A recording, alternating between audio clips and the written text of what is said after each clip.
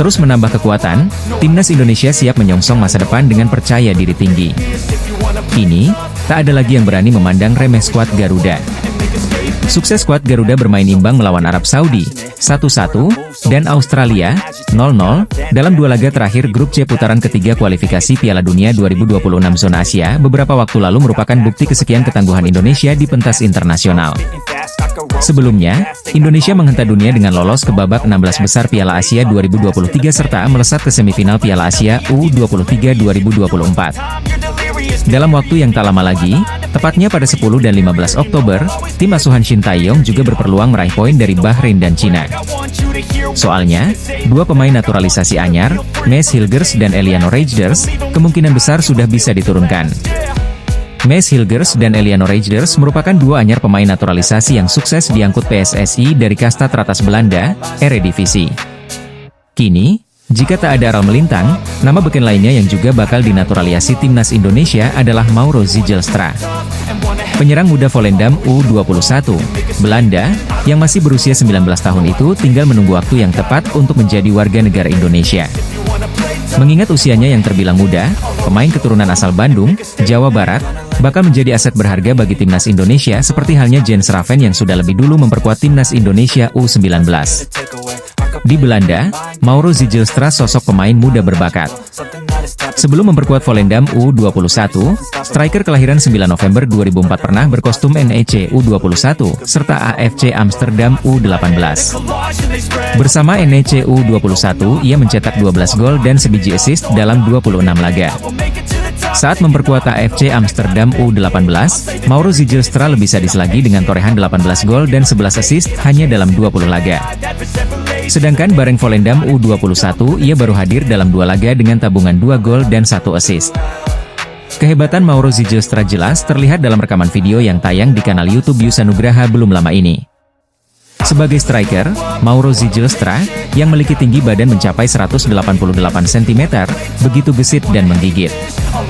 Selain jago gocek, ia juga lihat mengambil ruang tembak, baik di luar maupun di dalam kotak penalti. Mauro Zijlstra mengaku sejauh ini senang melakoni musim 2024-2025.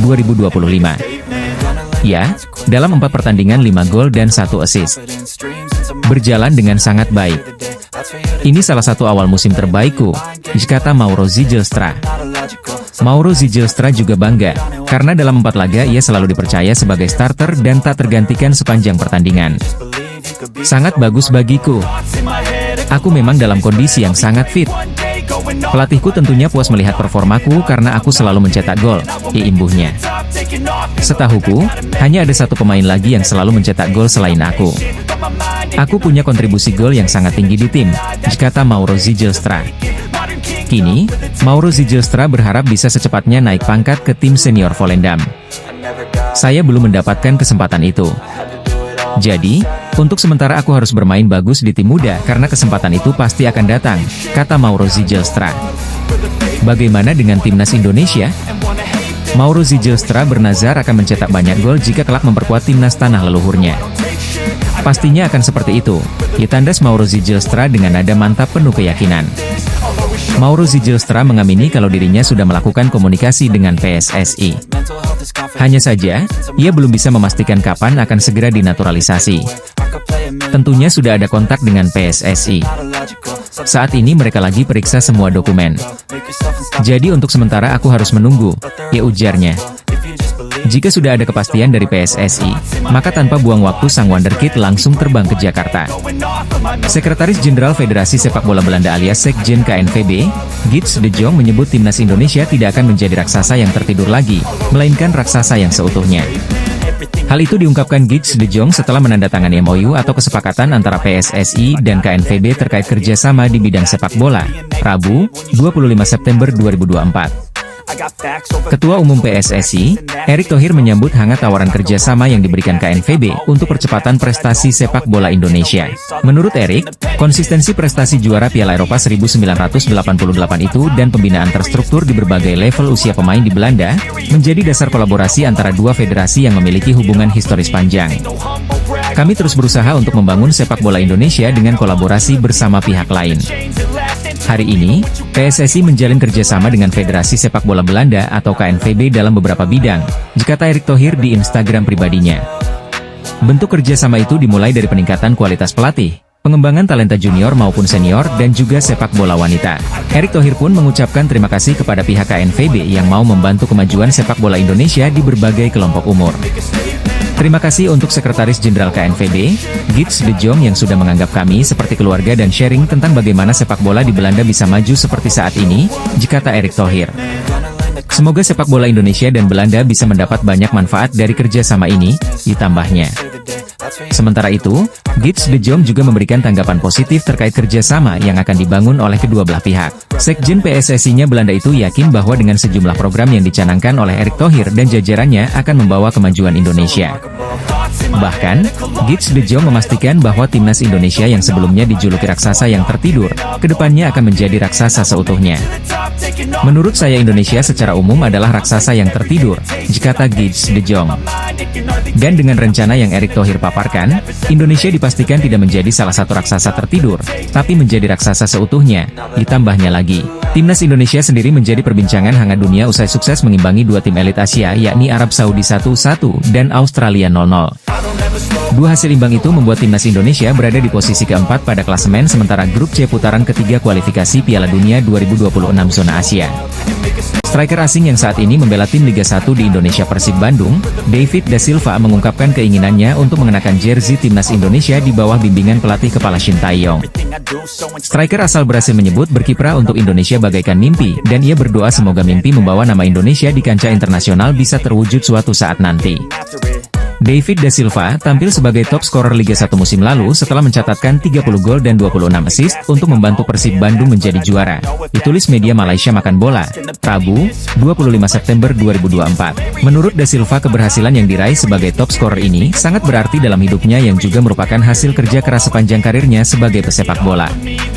Ini akan menjadi penghargaan paling berarti dalam hidup setelah saya bekerja keras untuk sukses. Ini, kata mantan pemain Trengganu FC itu kepada Transfermarkt Indonesia saat menerima trofi tersebut. Disinggung soal masa depannya di Indonesia, David da Silva berharap bisa membuka mata Shin Tae-yong agar memberinya kesempatan mengenakan jersey Sang Garuda. Saya rasa saya akan menetap di sini, Indonesia, dan saya berharap bisa bermain untuk tim nasional juga, kata David da Silva. Saya ingin memakai jersey Indonesia. Hai Shin Tae-yong, saya di sini. Saya rasa timnas perlu mencetak lebih banyak gol, ujarnya sambil tertawa. Ini adalah mimpi. Kita harus memimpikan sesuatu yang tinggi. Semakin banyak kita bermimpi, aspirasi, semakin banyak pula kita berdoa, kata David da Silva. Jadi saya berharap, saya termasuk orang yang terkabul doanya untuk mendapatkan kesempatan itu, mengenakan jersey timnas Indonesia, ditutupnya. Saat ini timnas Indonesia memang tengah gencar mencari stiker untuk mempertajam lini depan skuad Garuda. Mauro Zijlstra dan Jair Riedewald digadang-gadang menjadi solusi atas tumpulnya lini depan tim merah putih. Punggawa timnas Indonesia yang belakang namanya melejit yakni Nathan Choi Aon ternyata pernah membagikan bagaimana perasaannya setelah memutuskan untuk menjadi seorang WNI. Di bawah arahan pelatih asal Korea Selatan, Shin Tae-yong, timnas Indonesia terus menunjukkan peningkatan performa dan kualitas. Tak bisa dipungkiri jika perkembangan pesat dari timnas Indonesia juga berkat kehadiran para pemain naturalisasi. Pemain-pemain seperti Jai Ijes, Kelvin Verdong, Ragnar Oratmangoen, Martin Paes hingga Nathan Choi Aon kini mengisi pos-pos utama di skuad timnas Indonesia. Hal itu juga yang membuat para pemain naturalisasi di dalam skuad timnas Indonesia perlahan mulai mendapatkan sorotan. Termasuk Nathan Choi Aon yang ternyata pernah mengungkapkan perasaannya bergabung dengan timnas Indonesia. Hal itu ia sampaikan saat dirinya diwawancarai oleh salah satu media dari Inggris, BBC. Pemain yang saat ini bermain untuk klub Swansea City, itu mengatakan satu hal luar biasa yang ia rasakan setelah bergabung dengan timnas Indonesia. Bagi Nathan, fans Indonesia adalah fans luar biasa dan sangat totalitas mendukung mereka. Pertama kali datang ke stadion sungguh menyenangkan. Kamu bisa melihat semua penggemar dan dukungannya. Dan tentu saja yang kami lakukan ini untuk membuat mereka bangga. Sungguh luar biasa, sungguh menyenangkan, kata Nathan Choi Aon ke media BBC. Meskipun dirinya mengawali karir di Belanda, Nathan mengaku kalau kali ini dirinya baru merasakan dukungan yang begitu luar biasa dari supporter. Menariknya, Nathan Choi Aon tersebut mengaku jika dukungan seperti itu tidak ada di Belanda. Selain itu, Nathan juga mengungkapkan keinginannya untuk bisa membawa timnas Indonesia mencapai level tertinggi.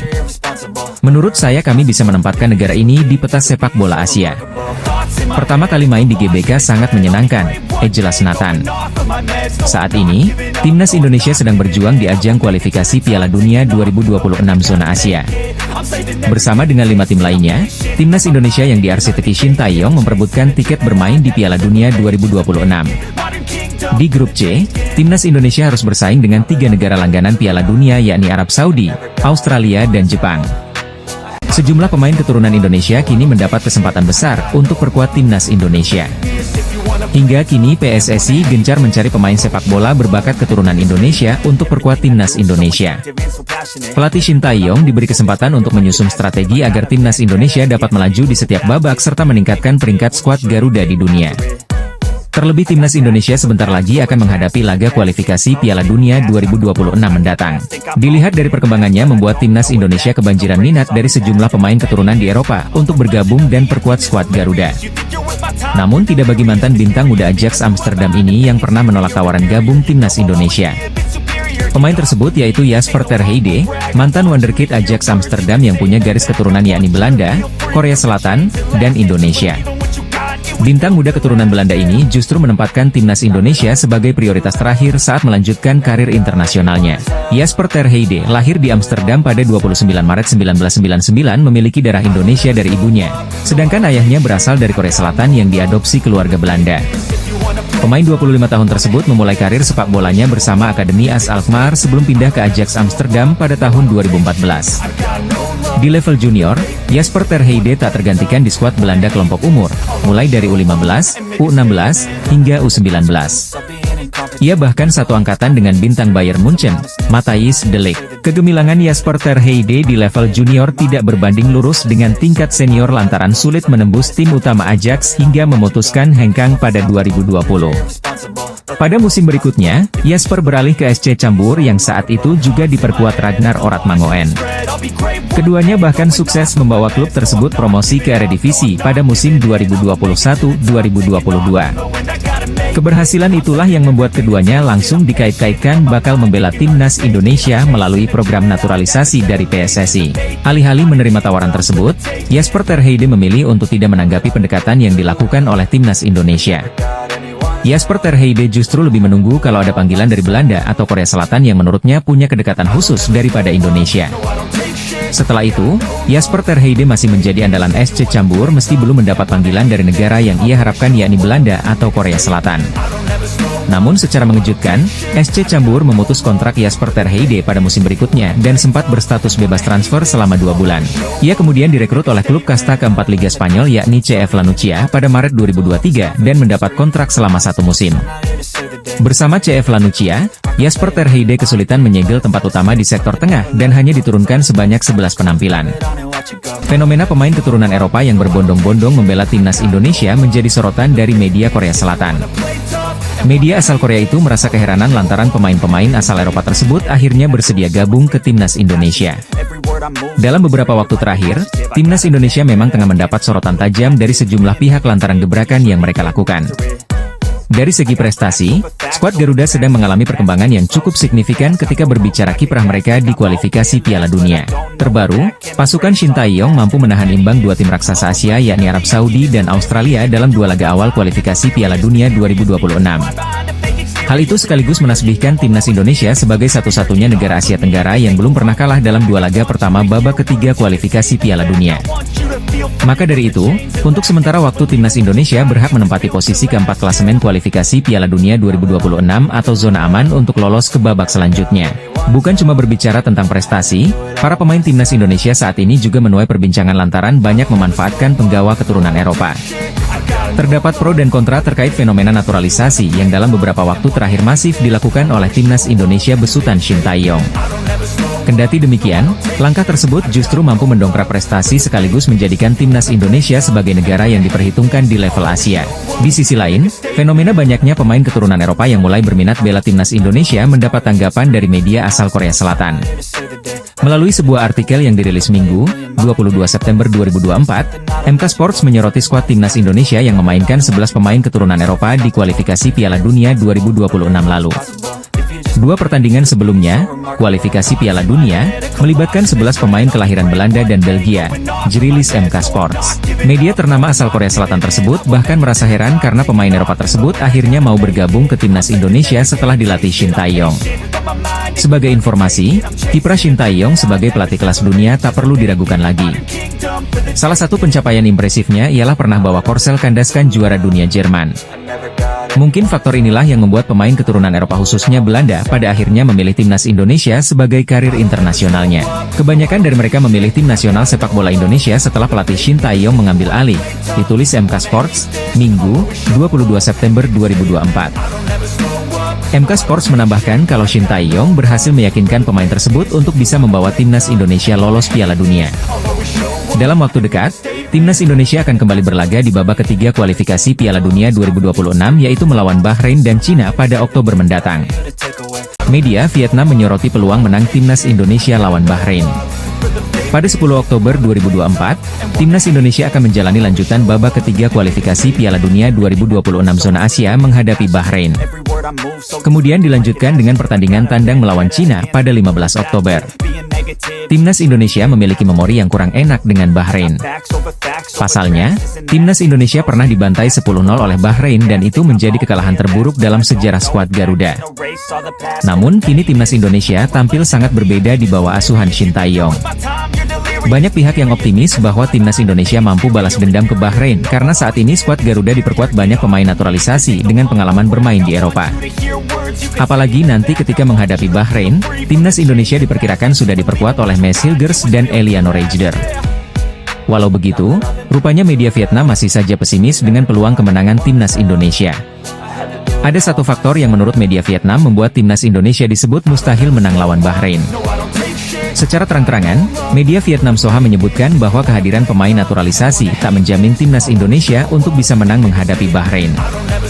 Meski demikian, hal itu tak bisa menjamin timnas Indonesia bisa bernapas lega di saat bertemu kembali dengan Bahrain pada dua laga kualifikasi Piala Dunia 2026 mendatang, ditulis media Vietnam Soha.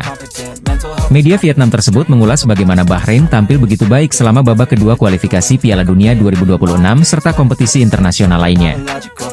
Di babak kualifikasi kedua baru-baru ini, Bahrain menunjukkan performa impresif dengan meraih 11 poin setelah 6 pertandingan, menduduki peringkat kedua grup H di belakang UEA. Di Piala Asia 2023, tim Asia Barat malah mengungguli Korea hingga memuncaki grup E.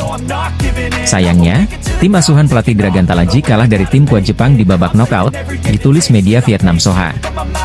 Tak hanya itu, media Vietnam Soha juga mengungkit perbedaan jauh antara timnas Indonesia dan Bahrain dari segi ranking FIFA. Pada ranking FIFA, Bahrain juga berada di peringkat 81 dunia, lebih tinggi 53 peringkat dari Indonesia. Selain itu, Bahrain juga lebih berpengalaman dan memiliki prestasi lebih baik saat mengikuti turnamen kontinental, ditulis Soha. Besar kemungkinan Bahrain mengincar peringkat 3 atau 4 grup untuk bisa lolos. Pada babak ketiga kualifikasi Piala Dunia 2026, kemungkinan besar Bahrain juga akan mengincar peringkat 3 atau 4 grup C untuk melanjutkan ke babak kualifikasi keempat. Saat menghadapi Indonesia, wakil Asia Barat pada dasarnya masih dinilai sedikit lebih baik, ditulis Soha.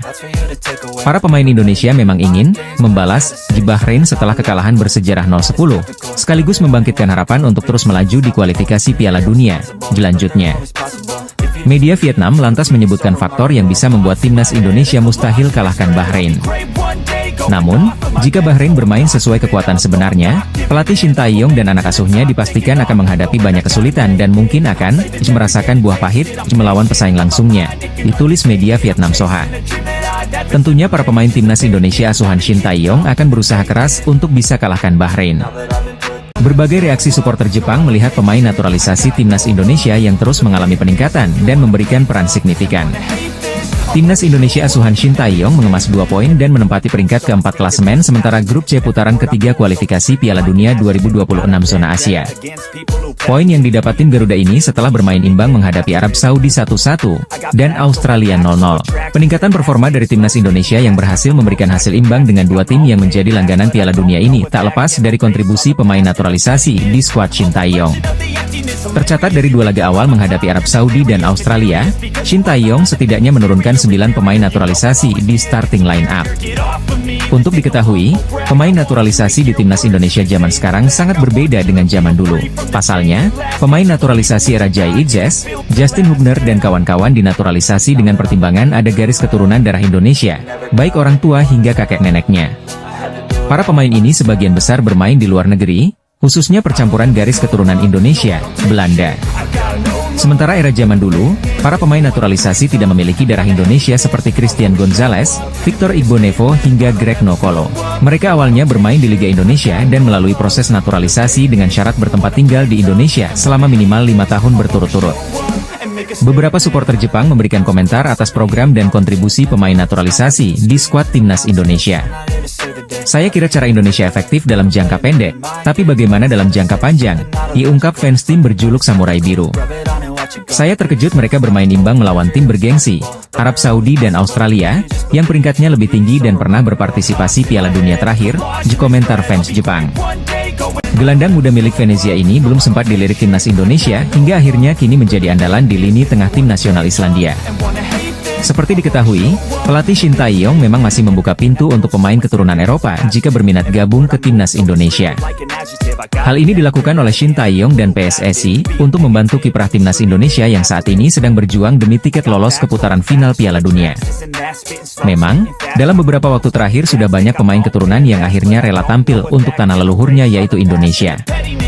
Terbaru, timnas Indonesia bakal kedatangan amunisi dari Belanda dalam diri Mees Hilgers dan Eliano Reijnders yang dijadwalkan bakal disumpah sebagai WNI. Tapi untuk bisa bersaing dengan tim-tim kuat di kualifikasi Piala Dunia 2026, timnas Indonesia masih perlu kedalaman skuad yang diisi oleh pemain-pemain berkualitas. Situasi itu membuat Shin Tae-yong maupun tim dari PSSI mulai bergerilya mencari diaspora di luar negeri yang diproyeksikan untuk timnas Indonesia. Meski telah melakukan pencarian pemain keturunan di seluruh dunia, namun ada penggawa berdarah Indonesia yang luput dari pantauan PSSI dan Shin Tae-yong. Adalah Mikael Egil Ellertsson, gelandang berbakat keturunan Jakarta yang juga rekan setim dari pemain timnas Indonesia Jai Idzes di Venezia.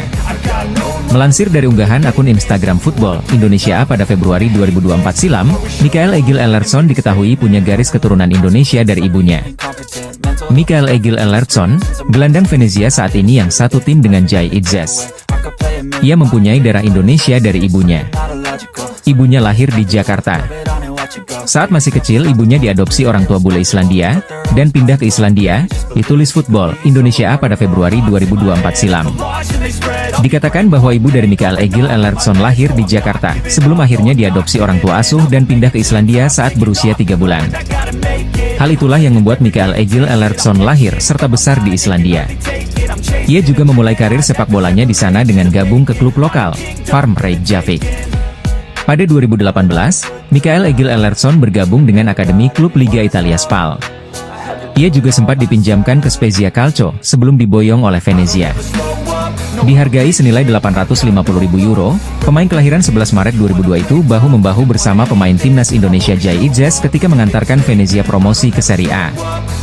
Di musim pertamanya bersama Venezia, Mikael Egil Ellertsson telah mencatatkan 40 kali penampilan dengan sumbangan 4 gol serta 6 assist. Meski punya garis keturunan Jakarta dari ibunya, namun Mikael Egil Ellertsson tidak akan bisa membuat Shin Tae-yong memanggilnya ke timnas Indonesia. Hal ini dikarenakan Mikael Egil Ellertsson telah menjadi andalan timnas Islandia sejak level junior bahkan hingga senior. Ia selalu dipanggil negara kelahirannya mulai dari U16, U17, U18, U19, dan U21. Di level senior, Mikael Egil Ellertsson mencatatkan debutnya bersama timnas Islandia pada 2021 lalu. Ketika itu, ia tampil di kualifikasi Piala Dunia zona Eropa lawan Armenia. Sejak melakoni debut 3 tahun silam, kini peran Mikael Egil Ellertsson di lini tengah Islandia cukup vital. Tercatat, dia telah bermain sebanyak 15 kali dan mencetak 1 gol untuk negaranya. Perjuangan timnas Indonesia di round 3 kualifikasi Piala Dunia 2026 zona Asia masih sangat panjang. Saat ini skuad Garuda baru melakoni 2 laga melawan Arab Saudi dan Australia. Berhasil menahan imbang kedua lawannya tersebut, timnas Indonesia berhasil mengumpulkan 2 poin dan menempati posisi keempat grup C. Untuk laga mendatang, Indonesia akan menghadapi Bahrain dan Cina pada bulan Oktober. Menjelang pertandingan penting ini, Shin Tae-yong bersama dengan PSSI tentu terus melakukan persiapan terbaik. Salah satunya, sampai saat ini PSSI masih terus berusaha keras meningkatkan kekuatan timnas Indonesia untuk round 3 kualifikasi Piala Dunia 2026. Seperti yang disampaikan langsung oleh perwakilan Exco-nya, Arya Sinulinga. Cara yang dilakukan dengan menambah kekuatan tim secara keseluruhan terutama dengan mendatangkan pemain naturalisasi. Sejumlah pemain-pemain Eropa tercatat telah resmi menjadi WNI dan membela skuad Garuda. Tentu bukan rahasia lagi jika grup C adalah grup yang paling disorot. Hal itu tidak terlepas dari keberadaan tim-tim kuat seperti Jepang, Australia, dan Arab Saudi yang merupakan langganan Piala Dunia. Kemudian ada juga Bahrain dan Cina yang dianggap sebagai kuda hitam, serta Indonesia yang di atas kertas cuma dinilai sebagai underdog. Meskipun begitu, nama Indonesia juga menjadi salah satu tim yang sedikit banyak mendapat sorotan. Sorotan ini tertuju pada perkembangan pesat skuad Garuda di kancah dunia, di mana perkembangan ini diimbangi dengan kebijakan naturalisasi yang dilakukan oleh PSSI. Melihat gencarnya manuver PSSI dalam rekrut pemain diaspora dari Eropa, cukup membuat para tim lawan di ASEAN iri. Sebab bagaimanapun, nama-nama pemain yang sudah atau akan dinaturalisasi adalah mereka yang secara kualitas memang sangat mumpuni. Tom Haye, Sandy Walsh, Shane Patinama, Kelvin Verdong, Ragnar Oratmangon, Jai Idzes, dan Jordi Amat adalah pemain yang secara jam terbang terbilang oke di Eropa. Kemudian talenta-talenta muda seperti Ivar Jenner, Justin Hubner, Nathan Choi Aon, Rafael Struijk, dan Elkan Bagot juga dianggap sebagai prospek cerah. Belum lagi dengan hadirnya Martin Paes yang baru-baru ini semakin memperkokoh timnas Indonesia. Bahkan, dalam waktu dekat Messi Hilgers dan Eliano Reijers juga bakal segera bergabung. Melihat line up menjanjikan timnas Indonesia, membuat tim-tim unggulan macam Jepang, Australia, dan Arab Saudi tidak pernah menganggap Indonesia sebagai tim lemah. Lebih lanjut, Bahrain menilai apa yang dilakukan Indonesia ini terlalu frontal. Bahkan menurut mantan pelatih Bahrain U23, Samir Chamam, timnas Bahrain saat ini wajib memasukkan Indonesia ke dalam daftar hitam, sebagai tim yang berpotensi mengejutkan. Pasalnya, tim yang sekarang dibentuk dengan skuad mayoritas pemain Eropa tentu sangat berbeda dari tim yang dihadapi pada 2012 silam saat mereka menang 10-0.